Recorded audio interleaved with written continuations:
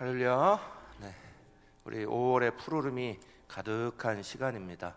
우리 각 성도들의 가정과 또 한 사람 한 분 한 분에게 하나님의 그 은혜의 푸르름이 가득 임하셔서 모든 우울함을 쫓아내시고 주의 은혜가 가득한 마음 되시기를 간절히 축원합니다.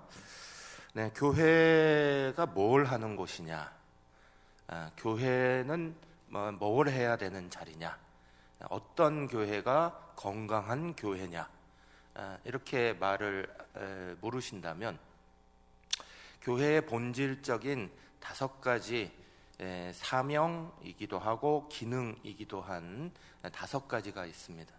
이거는 모든 교회에 아주 보편적으로 통하는 것이에요. 그래서 인터넷만 쳐서 교회가 뭐 하는 곳이냐, 아니면 교회의 기능이 뭐냐 이렇게 치시면 항상 이 5가지 기능이 나옵니다. 교회는 이 5가지 기능을 잘 살펴서 조화롭게 가고 있느냐, 이걸 언제나 살펴봐야 합니다. 그래야지만 좋은 교회가 되는 거예요. 좋은 교회가 된다는 이야기는 성도들도 좋은 성도가 되는 때 이 5가지를 골고루 잘 가지고 있느냐, 이것이 중요하다는 거예요. 이 5가지가 뭐냐? 제일 첫 번째는 예배입니다. 교회의 가장 본질적인 첫 번째 기능이자 사명은 예배죠. 여기에 예배는 예전이라고 표현합니다. 그래서 이거는 레이투르기아라는 헬라어를 사용하죠. 레이투르기아, 이거는 예배의 기능을 말하는 겁니다. 두 번째 기능이라면 교제를 말하는 겁니다. 교회의 두 번째 기능, 사명은 코이노니아라고 말하는 교제가 있는 거예요. 그래서 교회에는 반드시 하나님과의 교제, 성도 간의 교제, 이것이 늘 있어야 건강한 교회가 되어가는 겁니다. 세 번째 교회의 기능이자 또 사명은 가르침이에요. 가르침은 디다케, 이렇게 헬라어로 표현합니다. 디다케라는 것, 하나님 말씀을 배울 수 있는 자리, 하나님 말씀을 가르침 받을 수 있는 자리, 양육 받을 수 있는 자리, 그것을 가르쳐야 하는 것, 이것이 이제 교회의 세 번째 사명이고 기능이에요. 네 번째 교회의 기능이고 사명은 봉사입니다. 그것을 우리는 흔히 디아코니아 이렇게 말을 하죠. 그래서 네 번째 기능인 봉사가 언제나 교회 안의 봉사, 교회 밖의 봉사 늘 이어져서 이것들이 함께 교회의 한 가지 중요한 기능이고 사명이다 하는 걸 잊어버리면 안 됩니다. 또 5번째는 복음 전파죠. 복음 전파는 우리가 잘 알듯이 캐리그마 이렇게 표현합니다. 선교하고 전도하고 이런 일들, 그래서 복음이 전파되는 일들이 5번째 교회의 기능입니다. 그래서 교회의 5가지 기능이 언제나 살아있어야 좋은 교회고 건강한 교회고, 또 성도들에게도 5가지 기능이 항상 있어야 올바른 성도가 되는 겁니다. 하나님 앞에 예배하는 것, 하나님 앞에서 친교, 교제하는 것, 하나님 앞에서 가르침을 받는 것, 가르치는 것, 그 다음에 하나님 앞에 봉사하는 것, 그리고 하나님 앞에서 복음 전파하는 것, 이 5가지가 잘 만들어져 있어야 건강한 교회가 됩니다. 한쪽으로 치우쳐 가면 안 됩니다. 선교단체들은 목적을 가지고 만들었어요. 그래서 선교적인 목적만 이루면 그 단체의 목적이 만들어집니다. 그러니까 선교 하나만 바라보면 되는 거예요. 그러니까 어떤 분들은 선교단체는 뭐가 분명한데 교회는 뭐가 분명하지 않은 것 같아요, 이렇게 말씀하시는 분들이 간혹 있어요. 그런데 그건 오해하시는 거예요. 선교단체들은 선교라는 목적만 이루면 됩니다. 5가지 기능 중에 이 선교의 목적만 분명히 하면 그러면 그 존재 목적이 분명한 거예요. 그런데 교회는 존재의 목적이 분명하려면 이 5가지가 건강하게 조화를 이루어야 하는 거예요. 예배하고 서로 교제하고 가르치고 봉사하고 그리고 복음 전파하고, 이 5가지 기능이 살아 있어야 되고 또 그 기능이 곳곳에서 나타나야 합니다. 그런데 우리가 잘 알듯이 그동안 코로나라는 특별한 상황이 한국 교회에도 밀어닥쳤습니다. 전 세계적인 것뿐만 아니라 한국 교회도 밀어닥치고요. 그러면서 여러 가지 기능이 많이 약해졌어요. 예배의 기능도 조금 약해졌지만 그래도 예배는 열심으로 그 기능을 다 하려고 영상 예배도 내보내고 등등 일들을 많이 해왔죠. 또 가르침에 대해서도 우리가 모여서 소그룹으로 가르치는 것들을 하지 못하니까 말씀 가운데 설교 가운데 가르치기도 하고 또 영상으로 이렇게 성경 공부반을 만들어서 진행해 오기도 하고 그랬습니다. 봉사, 이건 나눔을 통하여서 사실 이 어려울 때에 우리 교회는 작년 재작년 더 많은 봉사들을 많이 했어요. 교회를 돌보기도 하고 선교제를 돌보기도 하고 연약한 주변 이웃들을 돌보는 일들을 사실은 그 전보다 코로나 때에 더 많이 할 수 있었어요. 봉사 기능을 한 거죠. 대신에 이제 교회 내부적인 봉사가 조금 더 약해져서 이제 그것들을 회복해야 되는 시기에 들어가 있습니다. 복음 전파, 이 복음 전파에 대한 기능도 마찬가지로 전도의 부분이 약해졌지만 선교하는 일들에 우리가 열심을 냈고 이 코로나가 시작되고 나서도 우리는 선교사님을 후원하고 파송하는 일들을 더 늘렸고 이 일들을 약해지지 않도록 하려고 최선을 다했습니다. 그런데 여러 가지 여건상 제일 약해진 부분이 뭘까? 결국은 제일 약해진 부분은 코이노니아입니다. 코이노니아는 사람들이 실제로 만나야 일어나는 것인데 그저 전화상으로만 할 수가 없는 것이 많은 한계를 가질 수밖에 없는 것이 코이노니아입니다. 그러다 보니 지금도 우리 코이노니아 기능이 교회에 아직까지 코로나의 끝물에 아직 굉장히 약한 상태에 있어요. 그리고 우리가 적극적으로 회복해 나가야 될 자리가 뭐냐? 코이노니아 자리입니다. 5가지 건강한 자리를 우리는 다시 회복해내고 건강하게 교회가 되도록 만들어 가야 하는데 그 중에서도 특히 코이노니아, 하나님과의 교제하고 성도 간의 교제하고 이 교제의 자리가 정말 아주 중요하게 회복되어야 된다. 우리는 생각하시면서 오늘 말씀을 같이 대하시기를 바랍니다. 오늘 우리가 스승의 날이기도 하고 또 청년주의이기도 하지만 교회적으로는 우리가 이 코로나 상황들 속에서 이제는 어느 정도 할 수 있는 여건들이 열어졌으니까 코이노니아를 다시 회복하자 이렇게 교회적으로 결의를 했고요. 또 그래서 오늘 남성교회 체육대회를 하고 청년 체육대회를 하면서 코이노니아라는 것을 다시 힘을 모으자라고 이 기능이 약해지면 안 된다라고 하고 있는 거예요. 그래서 오늘 본문은 그 말씀을 우리 가운데 가장 잘 말씀해 주는 성경의 말씀 중에 한 가지입니다. 오늘 제가 시편 133편 1절 말씀을 보겠습니다. 보라, 형제가 연합하여 동거함이 어찌 그리 선하고 아름다운고. 아멘. 사랑하는 여러분, 우리에게 주어져 있는 복음은 예수님께서 이 복음을 가지고 말씀하실 때에 그 복음의 현장이 딱딱한 학교 현장이 아니었다는 걸 우리는 기억하실 필요가 있어요. 예수님께서 회당에서 말씀을 증거하시고 이렇게 우리 성전처럼 회당의 자리에 딱 서서 그렇게 말씀을 전하시는 시간들은 거의 없어요. 몇 번 안 돼요. 예수님은 항상 일상적인 자리로 들어가셨어요. 그리고 밥을 먹는 자리, 결혼식 하는 자리, 또 함께 걸어가는 자리, 아픈 사람이 있는 자리, 이런 자리들을 통하여서 계속해서 하나님의 말씀을 가르치신 거예요. 복음을 선포하실 때 그 배경이 오늘 우리가 이렇게 받고 있는 것처럼 교회당 안에 복음을 가둬놓지 않았어요. 복음이 오히려 우리의 일상생활 속에 교제하는 가운데에 그 복음이 선포되고 있는 거예요. 우리는 이 사실을 잃어버리고 교회 생활할 때가 참 많이 있습니다. 그저 예배의 형식이라는 것을 통하여서만 말씀을 듣는 자리라고 생각할 때가 많습니다.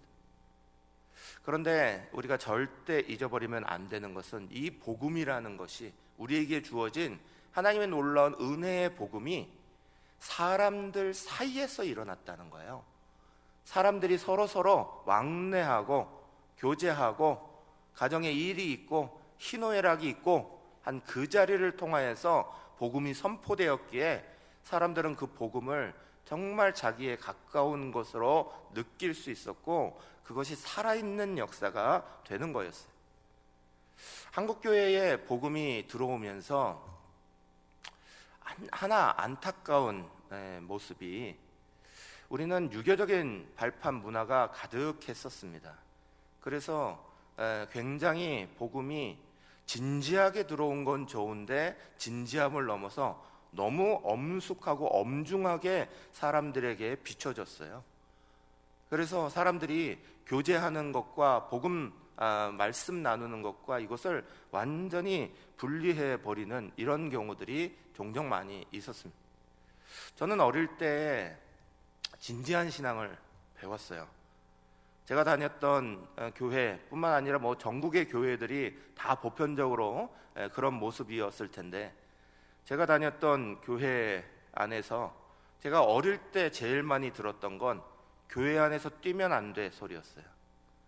교회 안에서 아이들이 뛰면 절대 안 됐어요. 노는 자리가 아니었어요. 어릴 때 그때 당시 아주 유명하셨던 코미디언이 뽀시기 이용식 씨였어요. 한번 뽀시기 이용식 씨를 초청해서 어린이 전도잔치라고 열었습니다. 그래서 그 뽀시기 이용식 씨가 온다고 온 동네 아이들하고 같이 막 다 왔어요. 예배당을 가득 채웠어요, 아이들이. 그런데 그날 오셨던 이용식 씨가 마침 연예인 축구단에서 막 축구를 한참 하다가 시간이 빠듯했든지 헐레벌떡 쫓아와서 운동복 차림으로 교회에 오신 거예요. 그래서 이분이 강단에 이분을 세워야 되냐 말아야 되느냐, 이걸 가지고 한참을 씨름했던 기억이 그 어릴 때 저에게도 남았어요. 강단에 세울 수 없다. 저 운동복 차림으로 어떻게 올라가야 되냐. 아니다. 저럼에도 불구하고 이용식 씨 온다고 광고했는데 세워야 된다. 설왕설래를 한참을 하고 겨우 그냥 그 복장 그 차림으로 그래도 약속했으니 어쩔 수 없다 그러고 올렸던 기억이 있어요. 제가 청소년 때에 교회 안에서 제일 많이 들었던 소리는 교회는 연애당이 아니야 하는 소리였어요. 교회 안에서 연애하면 안 돼. 남학생들 여학생들 만나면 안 되는 거야. 그 얘기를 무진장 많이 듣고 자랐어요. 그러다가 고등학교 때 어느 목사님이 오셔서 신선하게 고등부 설교를 하셨는데, 그 내용이 교회 학생들이 도대체 교회에서 남녀가 안 만나면 도대체 어디 가서 예수 믿는 사람 만나라는 거냐. 예수 믿는 사람 만나야 결혼하고 예수 믿는 가정 만들어내지, 그거 교회에서 안 하면 도대체 어디 가서 하라는 소리냐. 그걸 어른들에게 설교해 주셔갖고 청소년들 마음이 시원했던 적이 있어요. 사랑하는 여러분, 교회를 딱딱하고 엄숙한 자리로, 예배 중심의 자리로 만들어 버렸어요. 교회의 예배의 기능이 굉장히 중요하지만, 그러나 교회는 딱딱한 자리가 되면 안 됩니다. 우리 교회가 이곳에 자리 잡고 이렇게 들어올 때에, 들어오고 나서 지금 6년여 시간이 이렇게 지났습니다. 처음에 들어올 때부터 도서마당 만들고, 아이들이 교회 와서 언제든지 책을 보고 함께 놀 수 있는 자리를 만들고, 어린이 실내 놀이터를 집어넣었어요. 아이들이 교회 와서 뛰놀고 아이들의 소리가 언제나 울려 퍼지는 자리가 되기를 바랬어요. 카페를 넣었어요. 그 아이들을 맡겨놓고 아이들이 마음대로 뛰놀 때 어른들도 그 옆에서 자연스럽게 교제하고 만날 수 있는 자리가 되기를 바라면서 교회 예배당 안에 이런 자리들을 설치했어요. 그리고 점점 시간이 가면 갈수록 우리 장로님들과 함께 마음을 합쳐서 점점 이 자리가 넓어져 가요. 카페는 이번에 청소년들이 많이 찾으라고, 요즘에 청소년들은 도서관 가서 공부를 안 해요. 그 사실을 아시는지 모르겠지만 요즘에 도서관은 스타벅스예요. 거의 아이들은 스타벅스나 카페에 하루 종일 앉아서 거기서 공부하고 있어요. 그래서 셀프 스터디 카페로 그 자리를 바꾼 거예요. 청소년들이 더 많이 와서 공부하고 그 자리를 이용하고 늘 교회 가운데 올 수 있기를 바라는 마음이에요. 여러분 뒷동산에 올라가 보시는지 모르겠어요. 저 뒷동산에 올라가면 우리 중앙숲유치원이 있어서 그런지 중앙숲유치원이 이번에도 그 자리들을 너무 잘 만들어 놨어요. 아이들이 산속에서 마음껏 뛰놀 수 있는 자리가 저 위에 만들어져 있고, 산책로로 저도 요즘에 아침에 새벽 예배 끝나고 나면, 옛날에는 방에 앉아가지고 기도하고 말씀 보고 아침에 뉴스 보고 이것만 했는데 뉴스 보는 시간을 빼버렸어요. 그리고 아침마다 저도 위아래 위에 뒷동산을 한 바퀴 휙 돌아요. 한 바퀴 휙 돌고 나면 제 걸음으로 한 30분 정도 걸리거든요. 그러니까 조금 늦은 걸음으로 해도 한 40분 정도면 저 위에까지 동산까지 이렇게 갔다 올 수 있는 좋은 코스가 우리 교회 가운데 있어요. 가족들끼리 함께 뭐 멀리 가지 않아도 교회 왔다가 그냥 손잡고 그냥 산책같이 이렇게 가시면 다 할 수 있도록 우리 장로님들이 애쓰셔가지고 거기에 올라가는 길도 다 그 야자수 매트 다 깔아놨어요. 얼마나 잘 정비해놨는지 몰라요. 이번에 최근에는 옆에 우리 길 따라 올라가시는 길에 정자도 하나 지금 만들었어요. 이제 막 만들어졌어요. 그래서 거기에도 언제든지 쉬시면서 함께 교제할 수 있는 자리가 열려지게 됐어요. 교회 코로나 이후에 우리는 더 많은 교제의 자리들을 제공하고 더 많이 교제가 일어나기를 간절히 바라는 거예요. 코로나 이후에 정말 우리가 회복해야 되는 중요한 부분 중에 한 가지가 교제예요.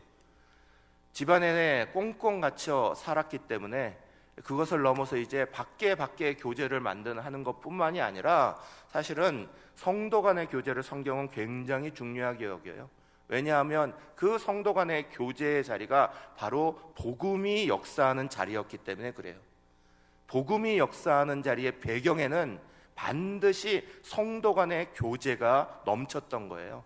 그 속에서 예수님이 말씀하신 거예요. 그 속에서 예수님이 공중의 새를 봐라, 들의 들판에 있는 모든 동물들을 봐라, 그들이 정말 심지도 가꾸지도 않았는데 다 먹이고 입히시는 하나님의 사랑이 있지 않니? 하나님이, 예수께서 그렇게 말씀하셨어요. 예수님이 선포한 복음은 코이노니아를 바탕으로 있는 거예요. 삶의 자리를 바탕으로 있는 거예요. 성경은 우리 가운데 이렇게 가르칩니다. 누가복음 17장 21절 말씀이 이렇게 말씀해요. 또 여기 있다 저기 있다고도 못하리니 하나님의 나라는 어디요? 너희 안에 있느니라 그러셨어요. 하나님의 나라는 너희 안에 있다라는 말씀은 우리의 관계성, 사람과 사람이 살아가는 그 속에 하나님의 나라가 임재하신다 그 말이에요. 복음이 거기에 역사하고 있다는 말씀이에요. 사람과 사람이 만나고 함께 교제하고 그 속에서 하나님의 뜻을 발견하고 알아야 된다. 이것이 성경의 중요한 메시지예요. 코로나 때문에 못 만난 자리가 너무너무 많습니다. 서로 간에 딱 단절 일으킨 것들이 너무너무 많습니다. 새로 사람들이 전도되어서 와도 누가 왔는지 알지 못하는 경우도 무진장 많습니다. 새로운 얼굴이 와도 교제하지 않고 얼굴을 못 봅니다. 하다못해 교회가 코로나 한참 심각할 때는 저희 교회는 그렇게 안 했는데 타 교회의 상황들을 보면 들어올 때에 벌써 막은 교회도 많아요. 제가 들은 몇몇 분들이 우리 교회를 찾았던 이유가 그런 것도 있어요. 어느 교회를 갔더니 못 들어가게 하더라. 그래서 찾다가 우리 교회로 와서 보니 우리 교회는 막지 않더라. 그래서 와서 예배드리고 갑니다. 그런 분도 봤어요. 사랑하는 여러분, 여러 가지 이유 때문에 우리는 막을 수밖에 없다 그래서 지켰어요. 그러면 이제 거기에 2년 반 동안 시간들 속에 잘못된 습관으로 남아버리면 안 되는 거예요. 교제를 회복해야 되는 거죠. 공동체성을 가지고 나아가는 교회들이 되어야 되는 거예요. 거기에 중요한 개인화가 심각하게 진행되어 버려서 그 개인화 사회가 되어버린 서양 사회를 이렇게 보면요, 그분들에게, 유럽 사람들에게 물어봐요.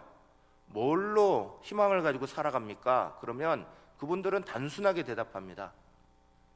1년에 한 달씩 휴가 주는데 그 휴가만 바라보고 살아갑니다. 그래요. 자기가 여행 다니고 밖으로 나아가고 개인이나 부부가 이렇게 나가서 여행하는 게 그게 꿈이라는 거예요. 그게 희망이라는 거예요. 근데 오늘 우리의 사회가 점점 그렇게 되어가는 경향이 많아요. 근데 유럽이 왜 그렇게 개인화돼 버렸고 혼자 여행 가는 것 속에서만 희망을 찾느냐? 교회가 비는, 공동체가 비어버리는 상황이 벌어졌기 때문에 그래요. 공동체성을 잃어버리고요, 그 마을의 공동체가 교회 중심이었는데 그 자리를 비우고요, 서로 간의 교제가 빠지고 나니까 개인화만 남은 거예요. 지금도 공동체성이 살아있는 마을들이 유럽에도 많이 있어요. 그 마을들 가보면 사람들이 다 행복해요. 즐거워요. 서로 간의 공동체를 지켜가고 서로가 서로를 만나는 것이 얼마나 좋은지 몰라요. 휴가만 바라보고 살아가지 않아요. 여행 가는 것만 바라보고 살아가지 않아요. 오늘 이 자리가 행복하니까, 함께하는 것이 더 즐거우니까 그 자리에서 만족하고 살아가는 모습이 나오는 거예요. 사랑하는 여러분, 코이노니아는 복음에 있어서 너무너무 중요한 자리예요. 그 코이노니아를 우리가 잃어버리면 안 됩니다. 코로나 상황들 속에 이걸 많이 잃어버렸어요. 오늘을 계기로 회복되기를 저는 간절히 바랍니다. 우리 교회는 말씀드린 대로 주변에 함께 모여서 이렇게 저렇게 할 수 있는 게 많아요. 그래서 저도 코로나 끝나고 이걸 더 강화시켜야겠다 이렇게 생각하고 있어요. 그래서 토요일 날에, 새벽 같은 경우 토요일 날 함께 모여서 기도하고 나서 제가 이제 광고하려고 그래요. 저하고 같이 산 한 바퀴 산책하실 분들은 모이세요 해서 가고 싶은 분들 같이 따라가면 돼요. 저기에 올라가 보니까 험하지도 않아요. 30분 동안 아주 기쁨으로 이렇게 다니고 오고 내려오는데, 유치원에서 잘 만들어 놨고 정자가 이제 아예 생겨버렸어요. 둘러앉아서 이런 두런두런 얘기할 자리가 생겼어요. 그래서 제가 오늘 생각했어요. 말씀 준비하면서 거기도 그렇고 여기도 그렇고 이제 여름도 되고 그러니까 물을 항상 갖다 놔야겠다. 물을 이만큼씩 쌓아놓고 올라갔다 나오시는 분들 그냥 물 필요하시면 좀 드실 수 있도록 그걸 좀 조치를 해놔야겠다, 이런 생각도 했어요. 사랑하는 여러분, 함께 교제하고 어울리고 걸어다니고 그 속에서 말씀이 살아있는 것을 경험해야 되는 거예요.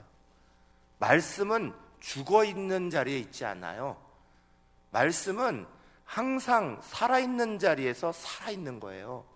우리의 삶의 자리가 그러하시기를 간절히 축복하고요, 오늘 우리가 체육대회라는 것을 통해서 다시 회복하려고, 함께 모이려고 노력하는 거예요. 오늘을 계기로 그런 자리가 일어나시기를 간절히 축복합니다. 시편 133편 2절 말씀은 우리 가운데 이렇게 선포해요.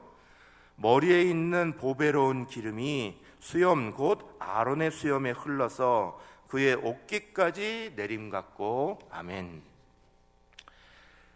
형제가 연합해서 동거하는 것이 선하고 아름답다 1절에서 노래했는데요, 그 아름다운 모습이 축복이 돼서 우리의 삶에 온다는 걸 가리키는 것이 2절과 3절 말씀이에요.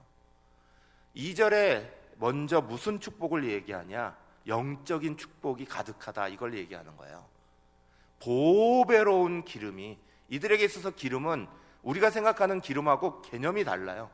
그들에게 있어서 기름은 가장 귀중한 거예요. 왕과 제사장과 선지자가 기름 부음을 받는 거기 때문에 거기는 아주 영적으로 존귀한 것을 표현할 때 기름이라는 표현을 쓰는 거예요. 그 중에서도 보배로운 기름이라는 거예요. 이 보배로운 기름이 수염 곧 아론의 수염에 흘러 넘친다. 아론이 대제사장이었잖아요. 대제사장의 가장 첫 번째 시작이 아론이에요. 그래서 여기에는 먼저 말하는 것이 하나님의 영적인 축복이 우리 가운데 흘러온다는 거예요. 형제가 연합하고 형제가 교제하는 자리, 기뻐하는 자리. 오늘 이 시편은 사실은 시편의 기자가 성도들이 축제로 잔치로 확 모여있는 모습을 보고 노래한 노래예요. 오래간만에 전국 각지로 흩어져 있던 사람들이 오래간만에 주의 잔치가 열려서 절기가 되어서 성전으로 다 모여든 거예요. 흩어져 있던 사람들이 모여드니까 함께 어울리는 모습을 보니까 너무너무 좋고 기뻐서 와, 이 축복이 얼마나 아름다운가, 선하고 아름다운가 얘기하면서 그 다음에 말하기를 하나님이 이 모습을 보고 기뻐하시기 때문에 영적인 축복이 가득하다 이렇게 말하는 거예요. 영적인 축복이 우리 가운데 흘러넘친다 이거예요. 은혜가 흘러넘친다. 사랑하는 여러분, 형제의 연합이 성령 충만하게 만드는 아주 중요한 기초예요. 복음이 코이노니아 가운데 선포되는 것처럼 성령의 충만한 역사는 모이고 함께하는 역사 가운데 일어나는 거예요. 우리의 신앙은요, 저 산골짜기에 올라가서 혼자 돛 닦는 신앙이 아니에요. 그렇게 돌을 닦는 것을 만드시길 원하셨으면 예수님이 그렇게 산 위에다가 교회를 지으셨겠죠. 교회 공동체는 세상 가운데 존재하고 사람들과 함께하는 자리 가운데 존재하는 것이 교회라는 곳이에요. 그래서 그 교회를 통해서 함께 모이는 것이 즐겁고 기쁘고 행복하고, 내가 좀 우울하고 내가 좀 힘들고 지치다가도 함께 모이는 자리에 이렇게 갔다 오고 나면 힘이 나게 만들어 주시는 거예요. 은혜 받게 만들어 주시는 거예요. 많은 분들이 이렇게 말해요. 내가 요즘에 되게 힘들어 가지고요, 오늘 뭐 체육대회도 있는데 참 못 가요 이럽니다. 힘들기 때문에 모여야 되는 거예요. 모이는 그 자리에 먼저 영적인 축복도 있다는 거예요. 아론의 수염에 흘러내리는 그것이 그의 옷깃에 가득한 것처럼 이렇게 말하고 있잖아요. 얼마나 아름다운 표현이에요. 그의 옷이 모두 다 이 영적인 축복으로 가득 찼다, 이것을 표현해요. 두 번째 축복이 있어요. 3절 상반절에 이렇게 말씀하고 있습니다. 헐몬의 이슬이 시온산들의 내림 같도다. 아멘. 이걸 표현할 때 헐몬산의 이슬이 시온의 산의 내림 같다. 이스라엘에 있어서요, 헐몬산은 가장 높은 산이거든요. 어디서든지 보이는 산이에요. 위에는 항상 만년설이 이렇게 덮여 있는, 그래서 거기서 흘러내리는 물이 줄줄줄 흘러내려와서 그 만년설이 녹아서 항상 이 갈릴리 호수를 가득 채우고 적시어야 되는 거예요. 그래서 그래야지 풍요로운 것이 일어나요. 그런데 호수만 풍요로운 게 아니에요. 여기서 말하는 건 대지의 풍요로움을 말하는 거예요. 그런데 그것이 어떻게 일어나냐? 헐몬이 높은 산이고 거기에 차가운 눈이 이렇게 있듯이 늘 찬 곳이에요. 지중해 바다가 옆에 있죠. 바다에서 바람이 항상 이곳으로 불어오면 여기에서 일어나고 있는 따뜻한 바람이 오다가 여기에서 있는 차가운 공기와 만나게 되고요, 그것이 안에 딱 이거 산을 넘지 못하고 가둬져서 이슬이 되는 거예요. 습기가 가득한 이슬이 어느 틈인가 새벽에 땅을 확 내려주고 있는 거예요. 그래서 그것이 대지를 적시고요, 그러니까 이 대지에 젖과 꿀이 흐르는 땅이 되는 거예요. 포도가 가득하고 농작물이 되어가는 땅으로 이 땅이 가득 덮이는 역사가 벌어지는 거예요. 그것을 오늘 표현에 이렇게 말하고 있는 거예요. 헐몬의 이슬이 시온산들의 내림과 같다. 사랑하는 여러분, 찬바람과 따뜻한 공기가 합쳐지는 연합이 일어나는 거예요. 그래서 거기에서부터 이슬이 온 땅을 적셔서 온 땅에 풍요로움이 일어나는 거예요. 찬 공기와 따뜻한 공기가 만난다고요. 그리고 그것이 대지의 풍요로움으로 적셔지는 거예요. 성질이 같은 것이었다면 오히려 일어나지 않을 거예요. 그러나 다른 성질, 다른 마음, 다른 것이 가득한데 그것이 헐몬의 이슬로 변해버렸다는 거예요. 그리고 그 헐몬의 이슬이 온 대지에 풍요로움으로 적신다는 거예요. 사랑하는 여러분, 교회는 성질이 똑같은 사람이 모이는 게 아니에요. 서로 다른 모습이 있고 안 맞는 모습이 많고, 그런데 그것이 주님 안에서 아름답게 연합하는 자리가 교회인 거예요. 그 연합을 주님이 기뻐하시는 거예요. 그게 오히려 풍요로움으로 변하는 자리가 되는 것, 이것을 성경은 우리 가운데 귀하게 말씀하고 있는 거예요. 사랑하는 여러분, 저와 여러분이 코이노니아라는 것에 대해서 얼마나 놀라운 축복이 우리의 삶에 찾아오는 것인지 그림 그릴 수 있어야 돼요. 내가 그냥 다른 사람 하나를 이렇게 만나는 자리가 아니라 이것이 하나님이 나에게 영적으로 채우시는 자리가 되는구나. 내가 지치고 힘들고 약해져도 그 코이노니아 속에서 우리를 하나되게 만드시는 놀라운 영적인 은혜가 먼저 임하는 자리구나. 그리고 그 자리가 우리뿐만 아니라 대지를 적시는 풍요로움으로 우리의 주변 환경을 변화시키는 역사로 일어나는구나. 이게 우리 눈에 보여야 되는 거예요. 코이노니아는 그래서 중요해요. 나는 그저 옆에 사람하고 즐겁게 재밌게 잘 지낸 것밖에 없는데, 근데 하나님의 은혜는 오히려 더 큰 거예요. 우리가 생각하지도 못한 영적인 은혜, 우리가 생각하지도 못한 주변 환경에 대한 은혜 가득 넘치게 되는 거예요. 사랑하는 여러분, 성경은 이것을 우리 가운데 잘 가르쳐주고 있습니다. 코이노니아를 안 하려 하면 안 됩니다. 오늘 우리의 삶의 자리는 자꾸 현대화되어 버려서요, 단절을 자꾸 가져옵니다. 예전에는 다 마을 하나 되었다가 시간이 지나가니 그 자리가 점점 개인화되고 있습니다. 단절입니다. 내가 아는 사람만, 내가 원하는 사람만, 만나고 싶은 사람만, 그렇게 자꾸 바뀌어갑니다. 그리고 그 범위도 점점 좁아져 갑니다.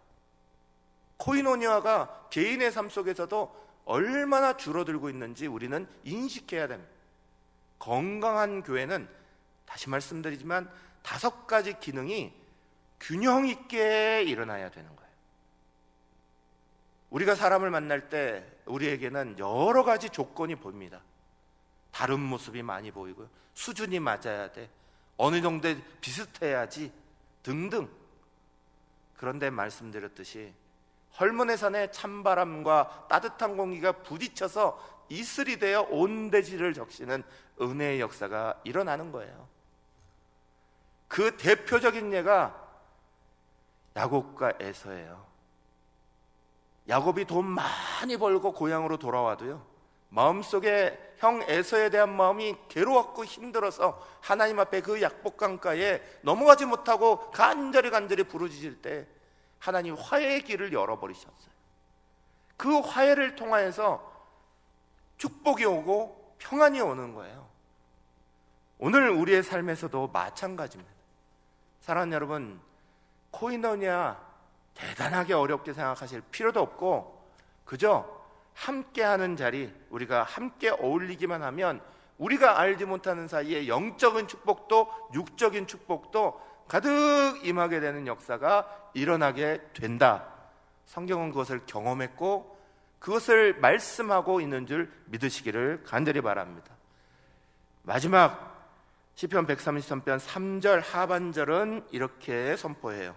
거기서 여호와께서 복을 명령하셨나니 곧 영생이로다. 아멘. 거기서 여호와께서 복을 명령하셨나니 곧 영생이로다. 아멘. 형제가 연합하는 그곳 속에서 일어나는 거기가 어디냐? 말씀의 첫 번째 거기는 바로 앞에 나오는 문맥상 시온을 말해요. 시온은 바로 성전이죠. 성전이 있는 자리를 말하는 거예요. 또 거기라는 말을 앞에 2절과 대비하면 대제사장 아론을 의미해요. 성전이 되고 대제사장 아론이 되는 그 자리, 거기가 영생이 있는 자리다. 그 영생 있는 자리, 이것이 합쳐진 성전이시고 대제사장이신 분은 예수 그리스도예요. 그 예수 그리스도의 온전한 몸이 되는 곳, 거기는 교회예요. 사랑하는 여러분, 우리 가운데 형제의 연합은 놀라운 역사를 만듭니다. 그저 이 사람 저 사람 친해지는 자리로 끝나는 게 아니에요.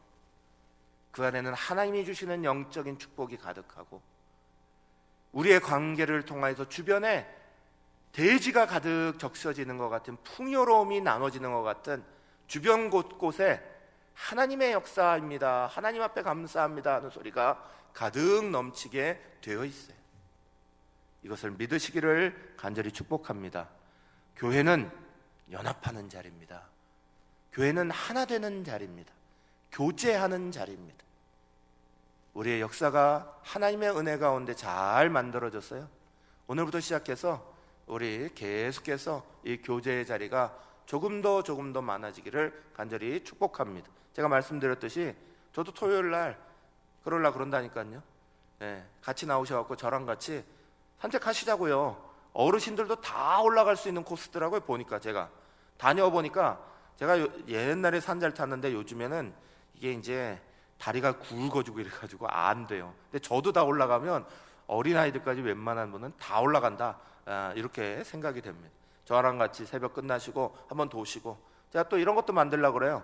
번개 영화 봅시다, 이런 것도 한번 해보려고 그래요. 그러면 영화 좋아하시는 분들 모이셔갖고 영화 보고 함께 끝나고 나갖고 이렇게 서로 간에 토론도 한번 하시고, 오늘 영화가 어땠어요? 세계관이 정말 이렇게 되면 안 되는데 뭐 이런 이야기들 한번 해보시자고요. 또 운동 좋아하시는 분은 운동도 하시고요. 우리 가운데 아직도 물론 코로나가 우리를 힘들게 하는 경향들이 여전히 있어요. 조심하시면서, 그럼에도 불구하고 교제 회복할 수 있는 시간이 다가왔다는 것에 감사하시고, 그러면 더 뒤로 미루지 마시고, 교회 비고 성도들 비고 나 혼자 있는 시간 더 끌어가지 마시고, 교제의 자리에 함께 나오셔서 어울리시고 힘을 얻으시고, 그것 때문에 영적인 축복도 육적인 축복도 누려가시기를 간절히 축원합니다.